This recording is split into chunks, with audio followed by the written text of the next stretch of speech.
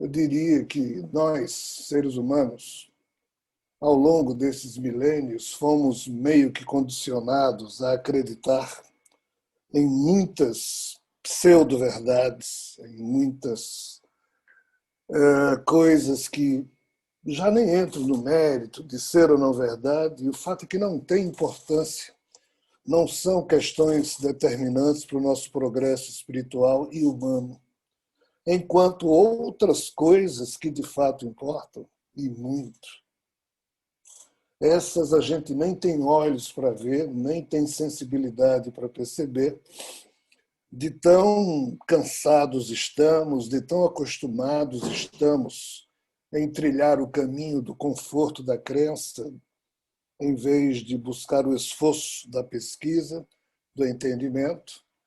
E esse primeiro caminho nos enche de facilidades e nos enche a vida também de momentos agradáveis, o que é natural, é a pílula azul.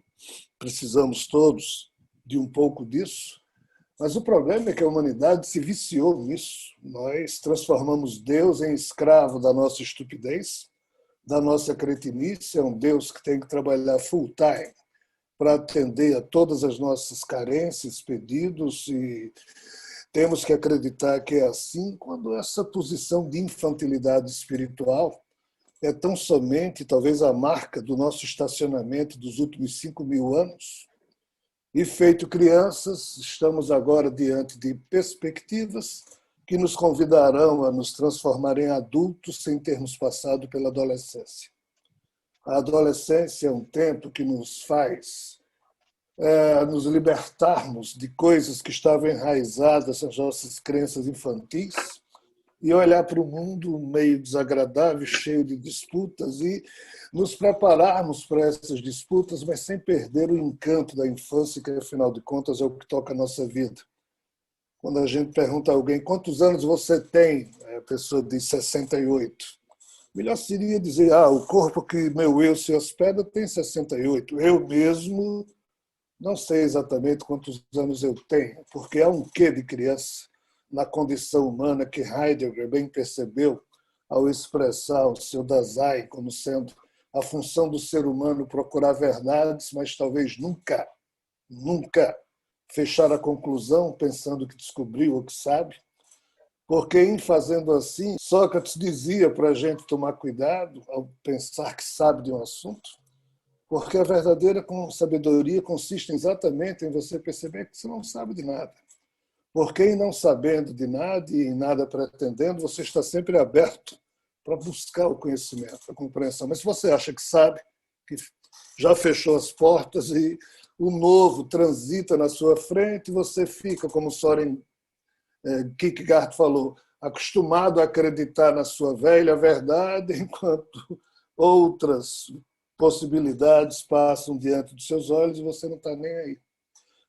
Por que eu estou falando isso? Porque o assunto rebelião de Lúcifer, ele é algo perdido no tempo. Os resgates que mais recentemente aconteceram para tratar desse assunto o fizeram da melhor forma que foi possível aos seus agentes, mas não se logrou chegar nem perto do que efetivamente parece ter existido lá atrás. E então, por força do honroso convite, eu vou ser obrigado a falar sobre um tema em que nós não sabemos de coisa alguma. E é importante que fique claro que não há autoridade sobre o assunto. Repito, o que aqui vai ser dito deve ser somente compreendido como uma possibilidade de reflexão, de busca, não como o final de uma história. Até porque nós não temos uma história. Até porque eu tive que compor uma narrativa orientado e mesmo solicitado por outros irmãos ou inteligências de outros níveis, exatamente porque não tem onde rebuscar com a característica humana ou buscar nos arquivos colecionados do compêndio da cultura humana as notícias sobre esse assunto de modo efetivo. Então, peço toda a prudência possível e não vamos aqui estabelecer verdades, porque se assim for, eu seguramente irei ferir a suscetibilidade de quem coleciona verdades sobre essas questões, porque a gente vai tentar trilhar uma reflexão, acho que jamais feita. Então, assim, qual é o nosso principal drama sobre a questão? É que muitas das notícias sobre o que de fato aconteceu foram destruídas. Nós vivemos num tempo em que as queimas de arquivo que ocorreram ao longo da nossa penosa história são tantas que mostram a nossa cretinice em eliminar as notícias sobre o passado humano. Então, assim, em 2.221 anos atrás, Qin Shi Huangdi, o imperador chinês, mandou destruir todas as bibliotecas que havia antes dele, porque ele queria que a história começasse com ele. E assim, notícias de séculos e séculos foram destruídas devido à esquisitice de um ser humano. Em 747 a.C., Nabon-Assar, imperador assírio, mandou destruir todas as notícias também que existiam para trás, porque ele queria ser imperador número 1 da história. Alguém calibrou errado um canhão no navio, o tiro saiu mal e destruiu parte da biblioteca de Alexandria e cerca de 600 mil manuscritos foram embora. Em 1453, Diego de Landa, frade espanhol, chega aqui na América Central, acompanhado de um outro frade, e olham para mais de 2.000 códices na linguagem maia, que os maias já haviam aprendido isso dos toltecas, seus ancestrais. Mas Diego de Landa olha para o seu amigo frade e diz: "Você está entendendo alguma coisa?" E o amigo disse: "Não." Ele disse: "Eu também não estou, e nós dois somos homens de Deus, então essa linguagem é do demônio, vamos destruir." E assim, tudo o que havia ali foi destruído, e só um pedaço de um códice em pedra chamado Tzolk'in, que a gente chama de calendário maia, sobrou. Enfim, nós fomos destruindo diversas bibliotecas, Pérgamo, Alexandria, fomos queimando esses arquivos, e hoje nós somos uma geração de seres humanos que não sabe absolutamente nada desse passado, que não consegue responder as questões básicas de quem somos nós, o que estamos fazendo aqui na Terra, o que é que significa a vida, que história é essa de rebelião de Lúcifer, que história é essa de criador caído, de anjo caído. Então, assim, nós não temos como mais verificar, no âmbito do que está, entre aspas, academicamente posto, cientificamente posto, no campo da história clássica, para a gente dizer: não, isso aqui é verdade ou não é.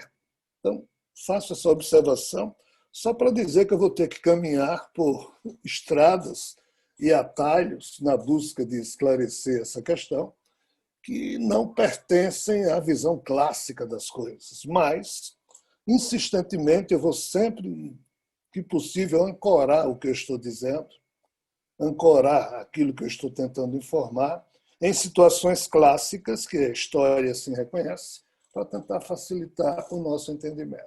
Então, assim, primeiro grande problema. No compêndio das nossas histórias ou fofocas espirituais ou doutrinas esotéricas do passado, nós temos duas rebeliões que se misturam numa notícia só. Não há somente uma rebelião de seres não humanos. O grande problema nosso é que esse passado, que nós hoje desconhecemos, nele perdido, existem as raízes de duas questões bem distintas, ambas chamadas de rebeliões, rebelião de anjos, já que havia mania, o hábito de chamar qualquer ser que não fosse terreno de anjo ou coisa que o valha. E então essa questão de que existiram duas rebeliões lá atrás tornou-se uma só e tudo ficou muito obscuro. Mas qual o detalhe? Nós temos aqui duas questões que precisam ser bem diferenciadas para a gente entender. Há uma questão que é a mais conhecida, mas que não necessariamente compreendida, que é a chamada rebelião dos anjos, que Enoque, um dos patriarcas bíblicos, descreveu nos 363 livros que ele produziu. Só que Enoque não falou somente de um problema de anjos que desobedeceram seu chefe, ou seja, de seres extraterrenos, biológicos, que haviam desobedecido um chefe seu. Enoque falou de uma outra questão, de outros seres, também biológicos, que haviam desobedecido um outro chefe. Enoque falou as duas coisas. Mas, infelizmente, dos 363 livros de Enoque, só pedaços de 2 existem hoje em dia, porque o resto foi destruído nessa tal queima de arquivo que a gente tem falado. Em 1776, um escocês chamado James Bruce, procurando manuscritos antigos, descobriu lá na Etiópia parte de um dos livros de Enoque. No século XIX, o professor Sokolov, na Biblioteca de Belgrado, descobriu uma outra parte. Essas duas partezinhas correspondem ao que hoje a gente chama do livro de Enoque e do livro dos segredos de Enoque. Pois muito bem, essas duas brochuras, ou esses 2 livretos, são 2 painéis pálidos de muita coisa que o Enoque bíblico tentou transmitir à humanidade, que ele havia recebido do próprio, entre aspas, criador desse universo, pois, como a própria Bíblia diz, Enoque, em sendo o 7º patriarca bíblico após Adão, Sete, Enos, Cainã, Malalahel, Jared, Enoque, Matusalém, Lameque, Noé. Então, Enoque é o 7º aqui da lista. Enoque foi um cara que, um belo dia, 2 anjos apareceram para ele e disseram: Enoque, você vai ter que ir conosco porque o Criador, o nosso comandante, quer falar com você. Aí Enoque reúne a família e diz: pessoal, vou ter que sair, e vai embora. E Enoque passa 300 anos fora, segundo o que a própria Bíblia diz. E um belo dia Enoque volta e pede ao seu filho Matusalém para escrever tudo que ele tinha a dizer, daí os 363 manuscritos. Só que Enoque não morre entre os homens, porque após ditar tudo para Matusalém, ele é levado de volta aos céus pelos tais 2 anjos, porque ele iria, entre aspas, trabalhar diretamente com esse ser, com esse comandante, com esse criador. Então, essa é a história de Enoque. A fonte mais antiga que fala de problemas entre seres não humanos que desobedeceram a alguém é Enoque. Qual o drama? O drama é que nós temos uma rebelião de anjos vinculadas a um mundo chamado Nibiru, ou Nibiru, que tem a ver com os Anunnakis, é o nome acadiano dos Néfilins, um nome sumeriano que aparece no livro Gênesis da Bíblia. Mas nós também temos uma estranha história de uma doutrina de anjos decaídos que surge a partir não do mundo de Nibiru, mas sim da constelação de Capela.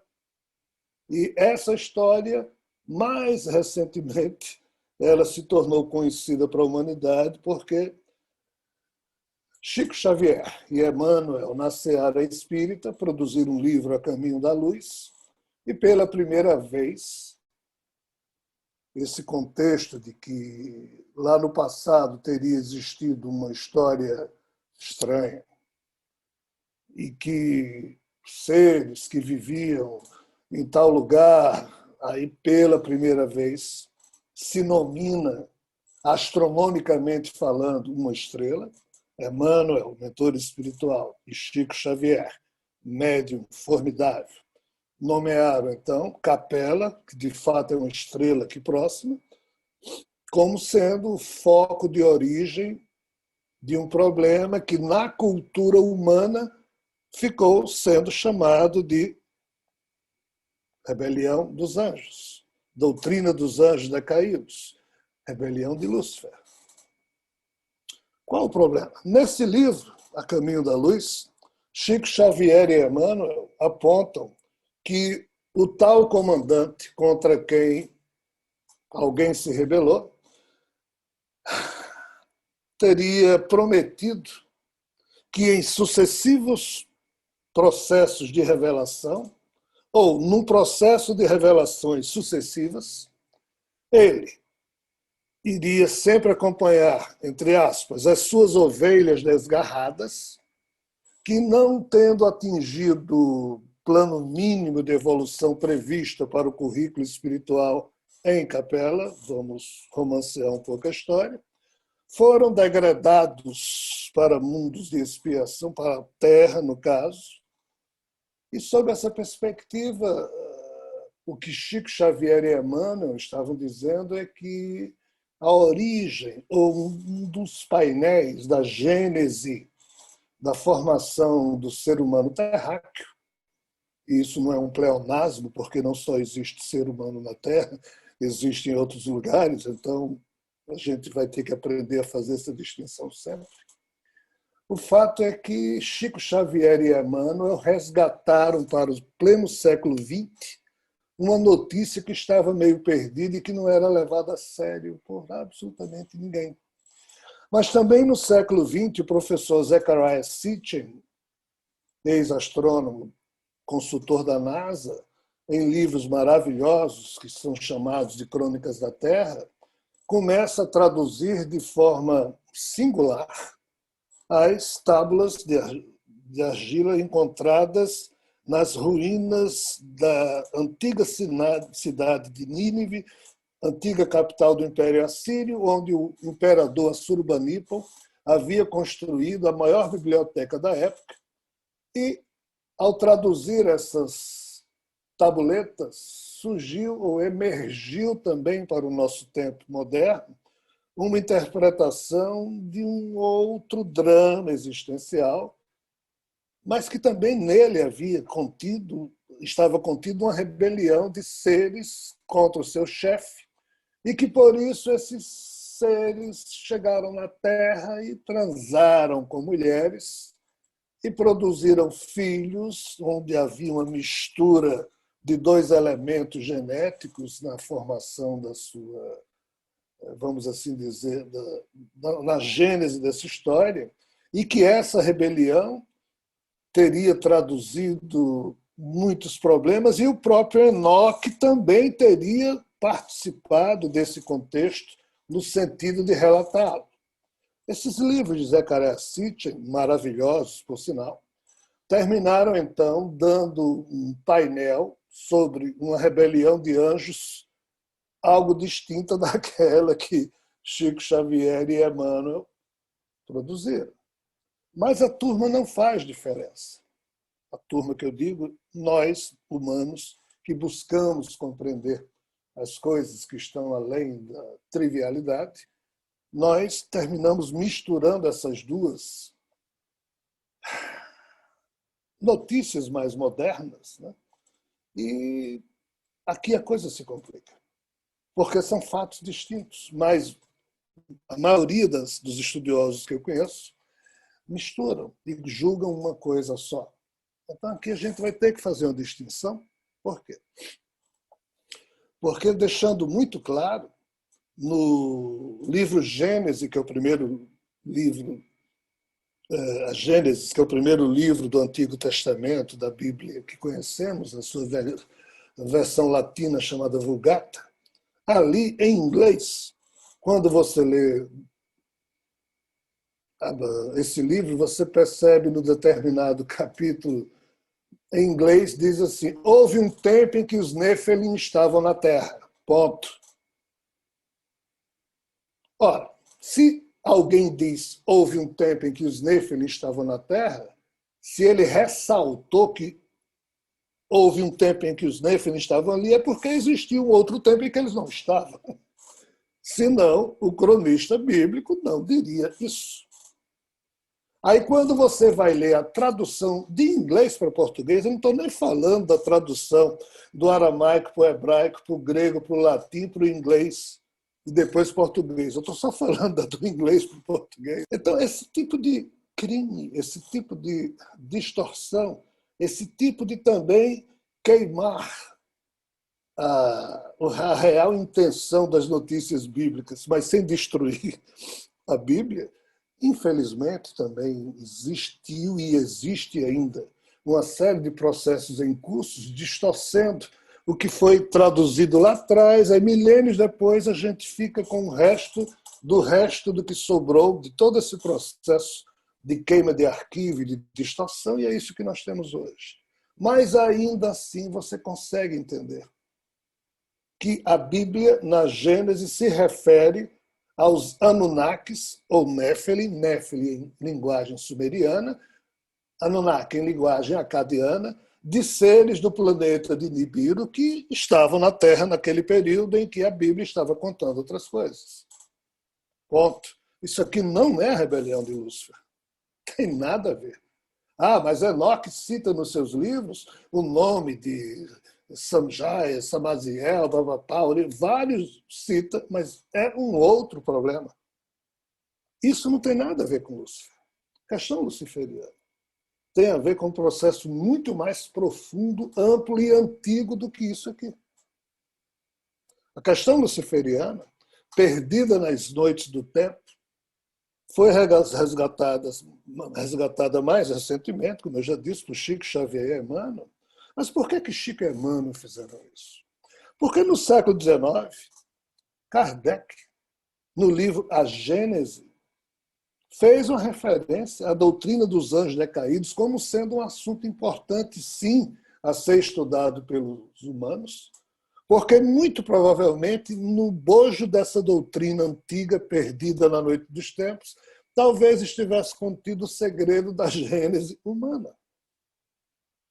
Ainda que Kardec não tenha, e os espíritos também não tenham aprofundado o tema na época da codificação espírita, mas pelo menos também haviam resgatado esse tema, que antes de Kardec fazer isso, durante muito tempo, estava perdido também, entre aspas, no meio da ignorância humana, porque a última notícia que se tem dele, antes de Kardec resgatá-lo no século XIX e Chico Xavier no século XX, é que no século IV da era cristã, Jerônimo, um polemista famoso na cidade de Alexandria, promoveu uma discussão em torno da rebelião dos anjos.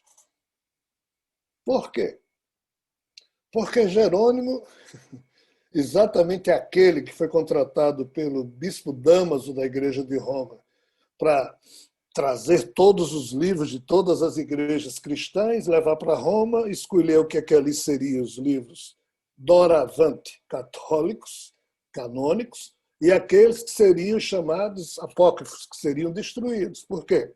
Até então, ou seja, o cristianismo que surgiu a partir do legado de Jesus, nos séculos I, II e III, foi o tempo inteiro perseguido pelo Império Romano. Mas no início do século IV, Constantino, imperador romano, se converte ao cristianismo e então transforma o cristianismo na religião oficial do Império Romano, e por isso ela se tornou católica apostólica romana. Mas qual o problema? Todos os livros do passado do cristianismo estavam escritos em aramaico, hebraico e grego. A linguagem do Império Romano era o latim. Se agora Jesus, ao invés de um bandido, ia ser o Deus dos romanos, tudo aquilo escrito em aramaico, grego e hebraico tinha que ser traduzido para o latim. E como, antes da igreja cristã se tornar católica, as centenas de igrejas cristãs que existiram durante os séculos I, II e III, cada uma tinha um bispo, e em cada igreja tinha lá os seus evangelhos sobre Jesus, eram mais de 4.000 evangelhos sobre Jesus. Jerônimo recolheu sobras do trabalho de Santo Irineu, de vários outros padres da igreja cristã que contaram esses detalhes, e é por isso que se sabe que eram mais de 4.000 evangelhos.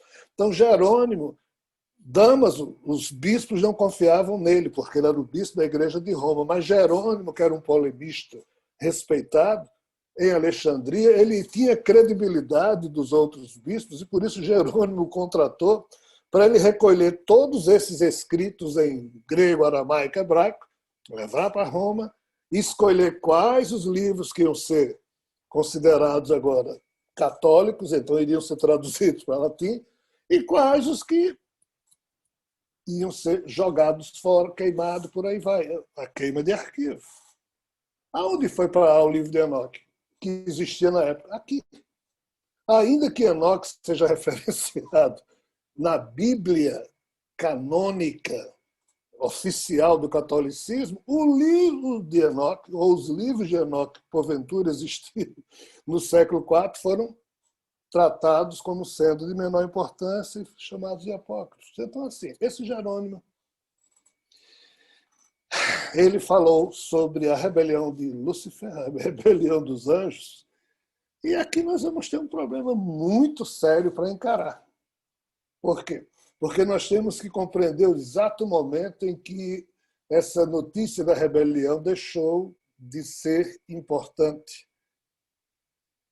Porque, qual o detalhe? Não se sumiu só com a rebelião de Lúcifer. A Igreja Católica Romana também sumiu com a forma cósmica de Jesus.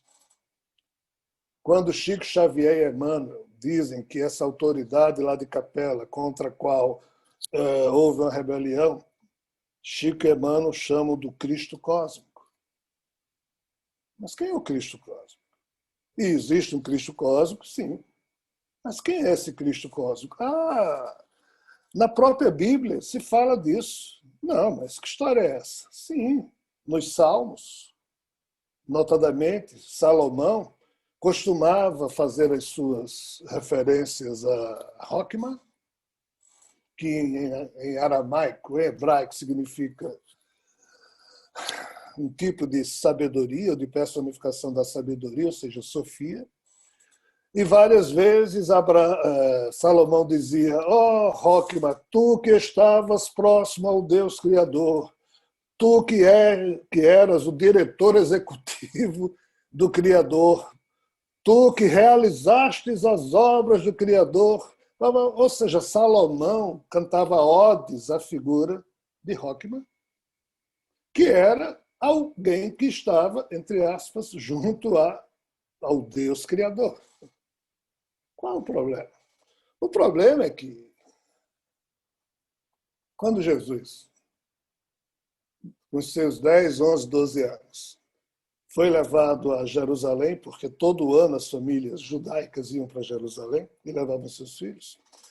E naquele famoso episódio em que Jesus se perde dos pais e fica no templo, e Maria e José, quando voltavam junto com a caravana, pensando que Jesus ia no outro carro, numa outra carroça, em algum momento percebe que Jesus não estava e voltam loucos para Jerusalém. Durante 3 dias conta o Evangelho. Eles procuraram Jesus e foram vê-lo lá no templo, conversando com os doutores da lei.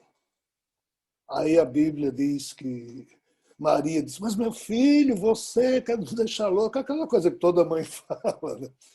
E José também. E Jesus disse: mas por que vocês estão dando carão em mim? Vocês não sabem que eu estou aqui para cuidar dos assuntos do meu pai? Imagine um filho de vocês dizendo isso aos 10, 11, 12 anos. A gente acha isso maravilhoso, mas isso é horrível. Nós estamos falando aqui de uma criança. Nós estamos falando aqui de uma criança que aos 10, 11, 12 anos já tinha que lidar com a situação psíquica de ser, entre aspas, um enviado de alguém. O que nunca foi revelado é o que é que Jesus falava ali com aqueles doutores da lei.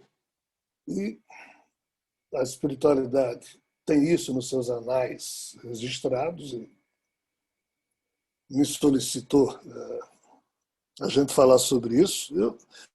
Então, assim, a fofoca espiritual que corre é que Jesus ficou ali, perdeu-se dos pais, os pais não perceberam, e ele vendo lá os doutores da lei, lendo as escrituras e comentando, né? Aí Jesus disse, mas quem é esse Rockman aí?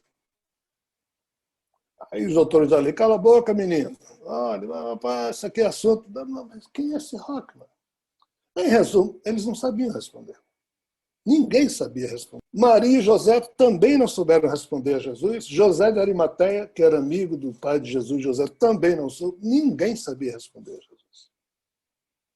Esse Rockman, depois que Jesus se torna adulto, morre, e João, 80 anos depois da morte de Jesus, 70 anos depois, escreve o seu evangelho. João começa o seu evangelho de forma muito estranha, dizendo: no princípio era o Verbo, e o Verbo estava junto a Deus, e o Verbo era Deus. E tudo que Deus fez sem o Verbo não teria sido feito, porque foi o Verbo que fez tudo, e não foi Deus que fez. Esse Verbo é o Rockman, é o Sofia, é o ser que morava em Capela contra a qual a turma havia se rebelado. Ninguém, hoje em dia, são 2,2 bilhões de cristãos que existem na Terra, entre católicos, protestantes, espíritos, o que seja. Você pergunta quem é Rockman, a Sofia, ninguém sabe. Padres, cardeais, ninguém sabe. Porque a própria Igreja Católica, lá no início, sumiu com essas questões. Mas esse é o problema, é porque esse Sofia, que é a forma grega de chamar personificação da sabedoria, e Rockman é a forma hebraica de chamar, de distinguir a personificação da sabedoria. O problema é que todas as mitologias que existiam antes do surgimento do cristianismo falavam de uma tríade, de uma trindade, de uma trimurti, de um triunvirato. A primeira religião que pegou um desses três e disse: esse aqui é o Deus único, porque só existe um Deus, foi exatamente o catolicismo, que se amparou no cristianismo, mas pegou uma das três figuras da Trindade. Esse Sofia não é uma dessas três figuras, é uma das expressões de uma dessas três figuras. Por isso eles criaram no Concílio de Nicéia, em 325, a questão da Santíssima Trindade, em que eles igualaram Jesus, o homem, à condição de Deus, e ainda criaram o Espírito Santo para ficar igual às outras trindades, porque o cidadão romano estava acostumado com as tríades celtas, gregas, e por aí vai. Então, assim, pessoal, aonde é que está a raiz verdadeira dessa rebelião de Lúcifer? Por trás das narrativas hebraicas, que, ao serem traduzidas pelo entendimento romano, eles simplesmente desconsideraram toda essa questão. Mas é aqui que, nesse painel, que reside a raiz mais profunda do que seria a rebelião de Lúcifer. Então, os livros que eu produzi a respeito, Terra Atlantis 1, 2 e 3, umas 7 ou 10 palestras que devem ter no Instituto de Estudos Estratégicos e Alternativos sobre a questão da rebelião de Lúcifer. E mais, não sei quantos programas que existem por aí, e também uma revista que a gente está lançando, Plus Ultra, em que vai ser recuperado de forma resumida muitos desses assuntos. Essa questão da rebelião de Lúcifer está só no início do nosso entendimento ainda aqui na Terra. Por quê? Porque as notícias sobre a mesma foram todas trucidadas. Isso que eu estou fazendo, da minha perspectiva humana, mesmo sendo um verme, a solicitação que me faz é exatamente porque o que Chico fez, o que Kardec fez, o que Jerônimo fez lá atrás, tudo ficou, entre aspas, prejudicado por toda essa situação absurda, e por isso que agora a revelação cósmica teria que resgatar esses assuntos, e é isso que a gente está tentando fazer. Então, feita essa introdução, eu sei que eu só tenho mais uns 20 minutos, eu vou tentar resumir agora. Óbvio que eu não vou poder falar muita coisa, mas se houver perguntas e eu puder ser útil, estou à disposição. Mas esse assunto ele não se encerra, ele não se conclui nunca, ele não pode ser tido como ok, agora sabemos. A verdade está sempre um pouco mais distante do que a nossa vã pretensão de pretender tê-la conosco pode imaginar. Então, assim, fazendo um resumo, o que é que podemos compreender? A primeira coisa que a gente deve entender é que a notícia mais importante que todos nós deveríamos estudar é o mito do ovo cósmico. As principais mitologias falam delas. Hoje a ciência resgatou esse mito do ovo cósmico e colocou, em vez de ovo, o nome de singularidade, que é uma sopa de quarks e nêutrons. Mas isso é só uma forma de chamar o ovo cósmico antigo. Esse ovo cósmico, como diz a mitologia chinesa, ele, quando eclodiu, ele gerou três coisas: o yin, o yang e o criador Panku caído no próprio ovo e caído em uma de suas partes.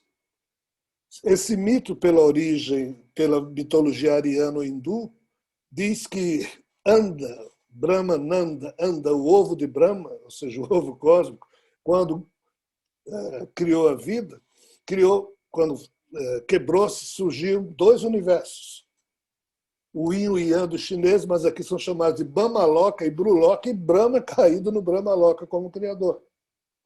Então, assim, a primeira noção que a gente tem que ter é que existem dois paralelos, dois universos paralelos que foram criados a partir desse ovo cósmico no primeiro momento.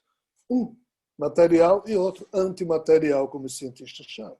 E em volta disso tudo é que está a espiritualidade que a gente fala. O que é que isso tem a ver com a rebelião de Lúcifer? Porque a rebelião de Lúcifer não tem nada a ver com o Brahmaloka nem com o Yin da história. Tem a ver só com esse universo biológico em que nós vivemos.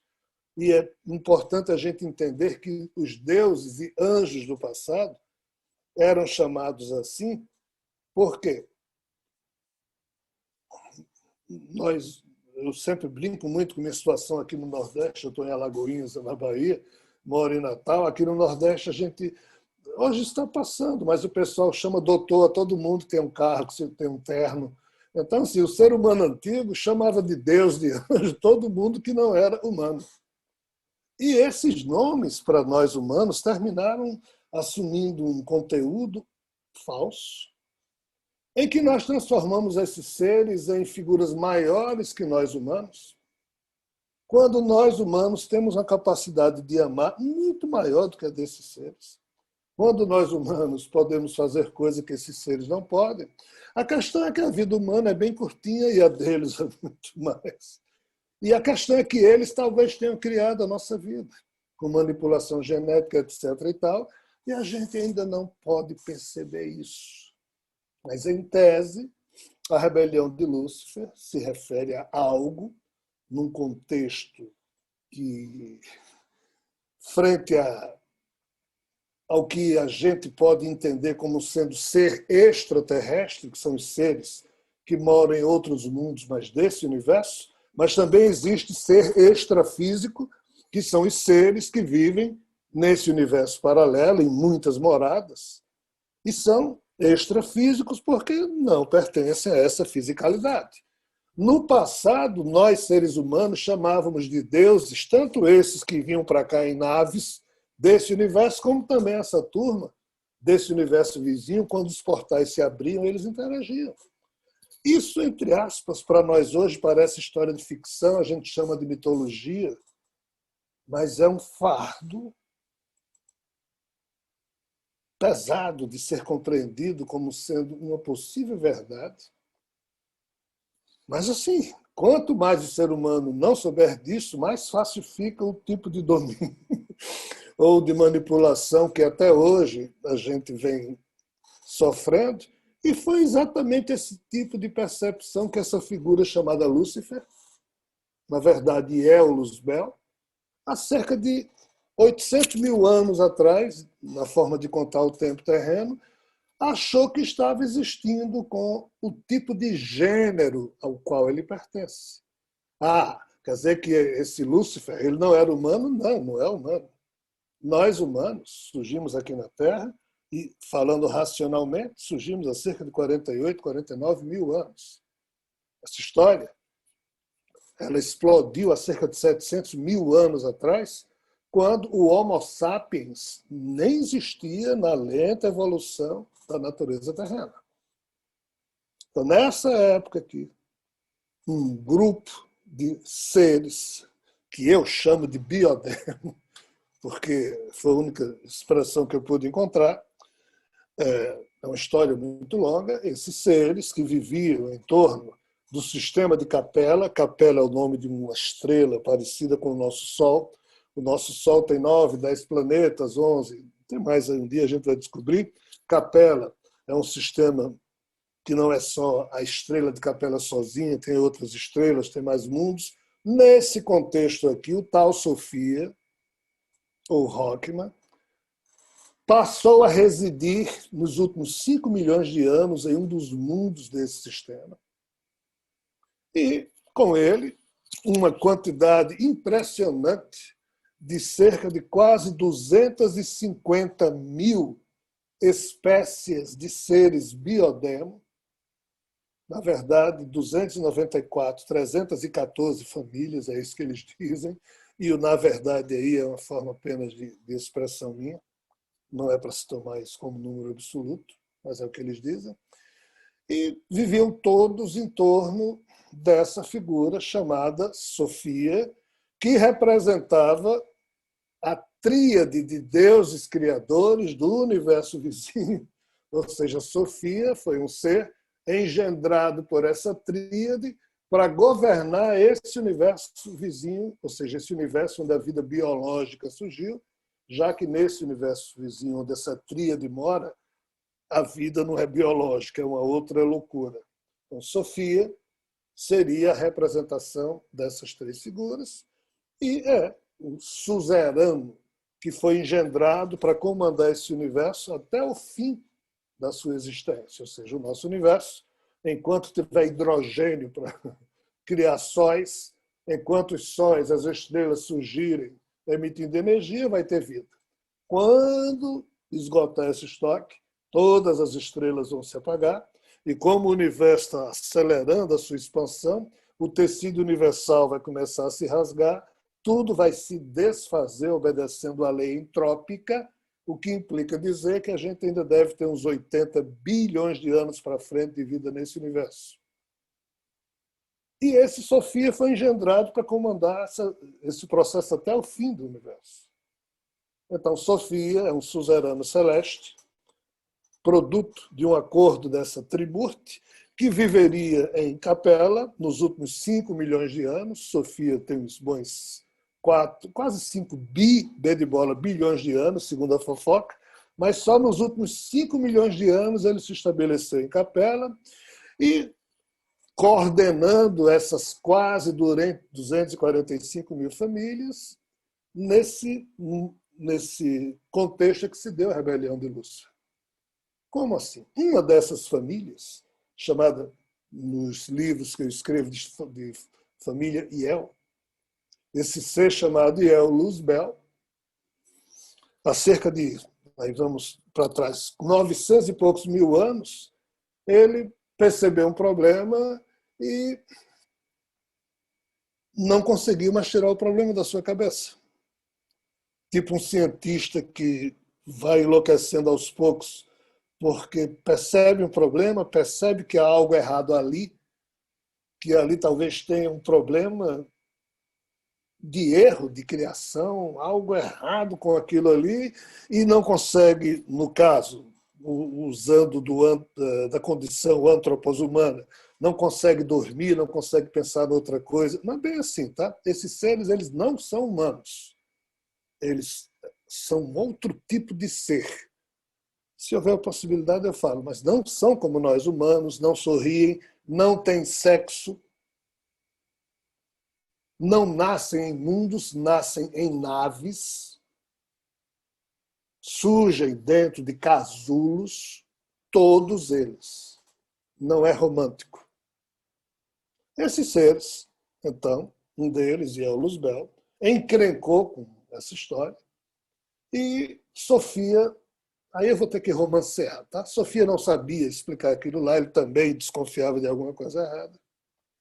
A assessoria de Sofia, que são esses anjos que a gente conhece, chamado Rafael, Gabriel, Miguel, vamos chamar de anjo porque é o jeito, ficaram intermediando essa história e durante milênios o problema continuou. Lúcifer e Eulusbel não conseguiam se livrar dele e também ninguém resolvia. Um belo dia, isso se transformou num vírus, não é só a Terra que tem problemas de pandemia. Isso se transformou num vírus e um dia a gente vai descobrir quão problemático é essa expressão mais imediata da energia rajas do Criador, que é quando a primeira forma de vida que surgiu, tanto no universo vizinho quanto nesse, essa vida microbiana, como a gente chama, de pequenos seres micróbio. Então, assim, no universo vizinho é pior do que o nosso, mas nesse nosso universo, essa pandemia que a gente está vendo aqui na Terra e outras que a gente viu para trás, é fichinha diante do problema de saúde pública que foi a rebelião de Lúcifer, que eu conto nos livros. Esse vírus mental surgido nessa nossa narrativa em Eulusbel, ele começou a contagiar e cerca de 280 bilhões de seres biodemos simplesmente adoeceram. E, entre aspas, todos queriam saber a mesma coisa que Eulusbel um dia quis saber. E de um problema de saúde pública, isso foi se transformando num problema político. Entendam, esses seres não têm concepção filosófica de muita coisa, esses seres não amam nem têm ódio por ninguém, são seres que na época não tinham grandes emoções, são seres absolutamente produzidos para resolver problemas complexos, porém objetivos, não são, entre aspas, como nós. Então, esses seres foram se vitimando, até que chegou um ponto que esse ser chamado Sofia resolveu separar o universo dos doentes daqueles que não haviam sido não estavam ainda contaminados. Essa separação, que não havia outra opção, pelas fofocas que correm, terminou transformando um problema de saúde pública num problema de desassossego psíquico. A comunicação foi interrompida, esses seres tiveram que se virar sozinhos. Vocês viram a pandemia como é que foi, né? Quem adoece não pode receber ajuda nem da família. Morreu, morre sozinho, nós não podemos nem abraçar. Então, assim, essas figuras tiveram um problema desse naipe, ainda que não sofreram como nós humanos, porque eles não têm essa perspectiva de sofrimento como nós temos. O fato é que, tempos depois, esses doentes começaram a, vamos assim dizer, verbalizar não só o problema da doença, começaram a reclamar que, devido a uma falha de Sofia, devido a uma falha dos seus assessores, os tais anjos, Gabriel, Rafael, eles estavam sendo vitimados por incompetência de alguém. E como Sofia dizia que representava o Criador que morava no outro universo, mas era um ser que nunca apareceu para ninguém, ninguém nesse universo conhecia essa figura. E no livro de Enoque traduz um diálogo interessante entre dois desses anjos, um dizendo para o outro, o Criador disse que um dia vai sair da sua morada, mas ele nunca conseguiu sair daqui. Esses seres, eles são prisioneiros desse universo. Isso eu abordo nos livros, o drama cósmico de Javé, o drama espiritual de Javé, é uma complicação danada. O fato é que esses bilhões de seres foram agrupados em X mundos e separados da convivência, ficaram isolados. Dependendo de como você observe, você vai chamar isso de 23 mundos, de 20, 19, 17. Eu chamo de 19 mundos que foram isolados e foram se virando, porque não havia o contato. Esses mundos eram pertinhos uns dos outros? Não. É uma loucura. Foi tudo nessa galáxia, mas não tem nada pertinho, não. O fato é que quando um desses mundos, parte dos habitantes que ali estavam, quando mais da metade, conseguia se curar da pandemia, esse mundo era reintegrado à convivência com os demais e a parcela de seres doentes daquele mundo era redistribuída pelos demais mundos que ainda permaneciam em isolamento. E assim, de vez em quando, um mundo ia sendo libertado, até que, para resumir a história, há cerca de 100 e poucos mil anos só existiam 2 mundos ainda isolados, com a escória da escória da escória da escória do problema. Há cerca de 100 mil anos atrás, um desses mundos, Outland, aonde Ielus Bel e a sede da rebelião, o quartel-general, estavam situados, foi reintegrado e o nosso amigo Ielus Bel, com as suas mastras fisosferas, que é o nome das naves que eles tinham, eles aportaram aqui na Terra cerca de 97 mil anos atrás.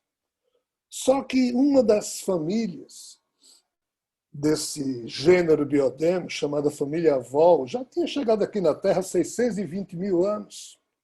Porque quando a rebelião eclodiu há cerca de 700 mil anos, houve confusão entre esses seres, e nunca havia existido esse tipo de coisa entre seres biodemos.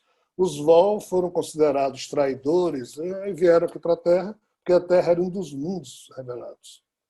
Então, há 97 mil anos, quando Lúcifer chegou aqui, tudo que um dia foi problema da rebelião de Lúcifer estava concentrado na Terra. Ou seja, a Terra é o lixo, num certo sentido, da parte mais suja, que não conseguiu se limpar desse processo. Estranha e paradoxalmente, esses seres que ficaram vinculados às vidas biológicas da espécie humana que estava começando a emergir nesse contexto, e Chico Xavier e Emmanuel, no livro A Caminho da Luz, falam mais do exílio espiritual, das figuras que perderam seus corpos biodemos nas lutas fratricidas e antares, e Chico não fala assim, sou eu que estou falando. Mas assim, as figuras que morreram lá para esse mundo foram exiladas dos ambientes espirituais vinculados à Terra para começar a nascer aqui na Terra como humanos. Então, assim, pessoal, esse contexto mostra um pouco o fluxo de seres vivos, biológicos, da rebelião de Lúcifer, que terminou trazendo para a Terra o que restou desse processo, mas espiritualmente também bilhões de espíritos doentes foram trazidos para cá. E a Terra continua até hoje a ser o último e único planeta isolado da convivência com o cosmos. E isso foi produto da rebelião de Lúcifer. Nos livros Terra Atlantis, não vai dar tempo para falar disso, eu conto um certo nível de detalhe, a vinda de Lúcifer, o que é que ele fez, onde é que ele está, o que é que houve, até o momento em que, na crucificação de Jesus, finalmente, Ielus Bel, num estado astral que ele criou para se proteger, porque a toda hora ele achava que ia ser preso, quando ele percebe que o Sofia havia se feito homem, como Jesus, numa demonstração de amor para tentar resgatar, entre aspas, as ovelhas desgarradas dele, então ele percebe que mesmo ele estando certo ou errado, mas ele era muito menor do que aquele comandante dele que tinha se feito homem ali.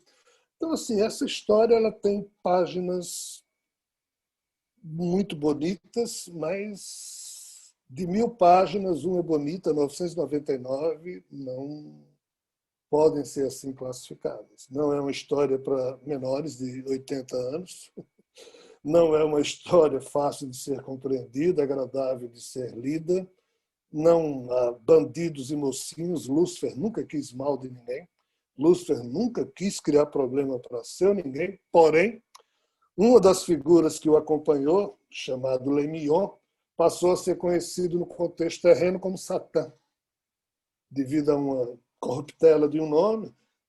Essa figura ele foi o verdadeiro rebelde no sentido de, depois que Lúcifer saiu do contexto, quando Jesus foi crucificado, assim que seu corpo morreu, o seu espírito tratou de fazer duas coisas. Uma, cuidar do espírito de Judas, que havia se suicidado, e outra, recolher o corpo de Elusbel, que desmaiou ali quando percebeu que Jesus era a face humana do seu chefe Sofia, contra o qual tinha se rebelado lá atrás. E, então, assim, é uma história meio difícil de ser contada, mas eu tentei. São duas trilogias que eu falo a respeito disso.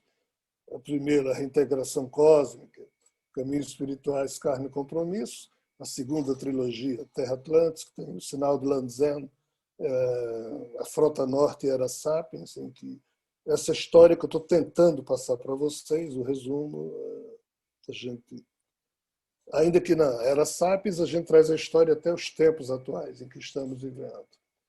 Porque isso não acabou. O que resta desse processo não é problemático, é só complexo.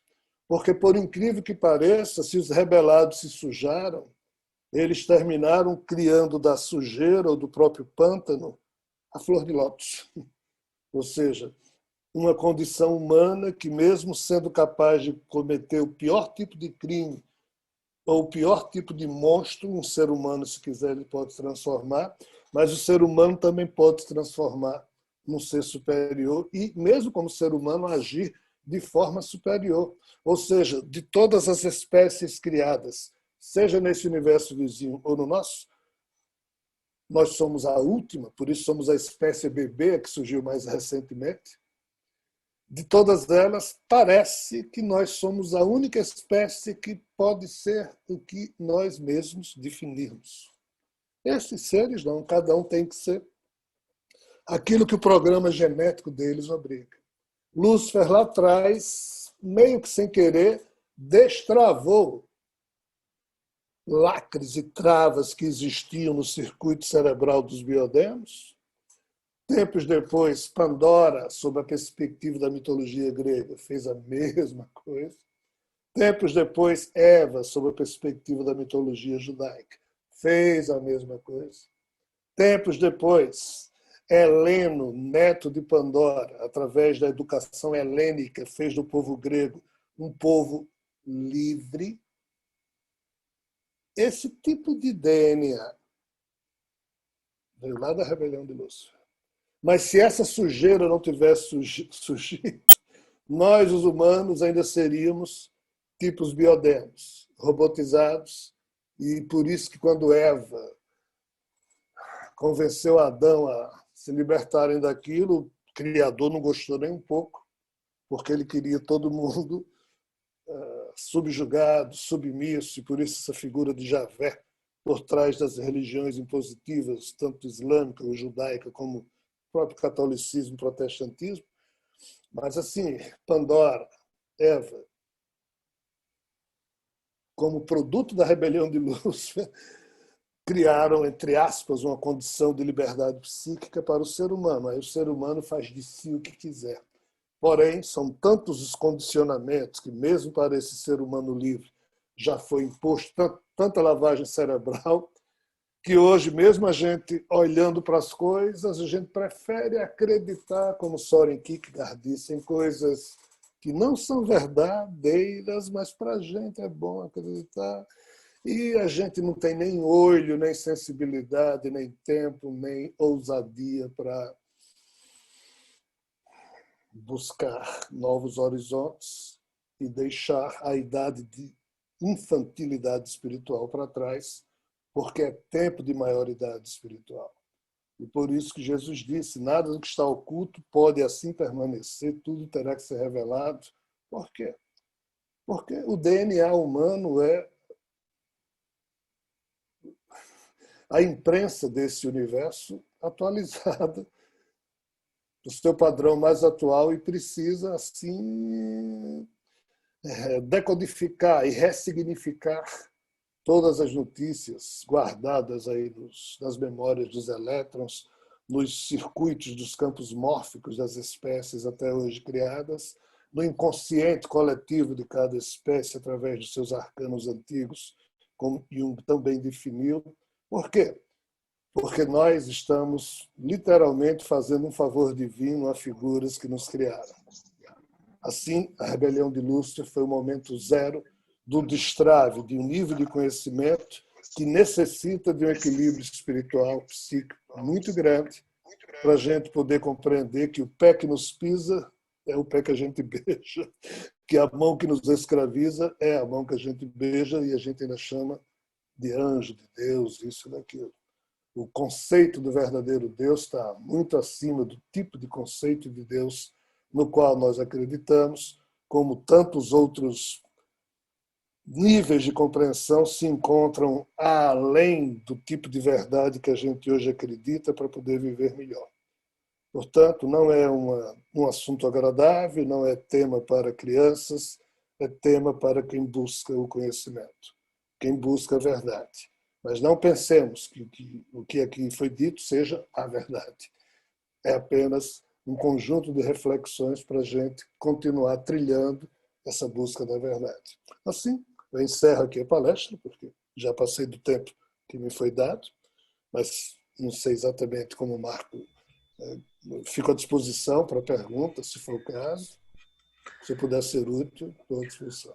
Rogério, primeiramente, obrigado aí pelas informações que você nos trouxe. A gente sempre comentou que para a gente entrar numa conversa dessa e tentar entender alguma coisa, você tem que pegar suas crenças, seus dogmas, seus paradigmas, botar tudo de lado, porque nós estamos hoje numa época muito interessante, que é justamente uma época onde nós temos a possibilidade de nos conscientizar de coisas que até então a gente não conhecia. A gente sempre teve atrelado na vida nossa toda com relação à religião, aquelas coisas que eram colocadas nas antigas escrituras, as interpretações diversas, mas aos poucos a gente vai conhecendo um horizonte diferente. A gente sabe que tem muita coisa por trás disso daí que as pessoas desconhecem, nem imaginam. Não sei aqueles que pesquisam e vão a fundo e têm acesso a essas informações. Então, a gente queria, primeiramente, agradecê-lo por esse momento, e a gente faz o seguinte: a gente abre um momento para que as pessoas possam fazer algumas perguntas para você.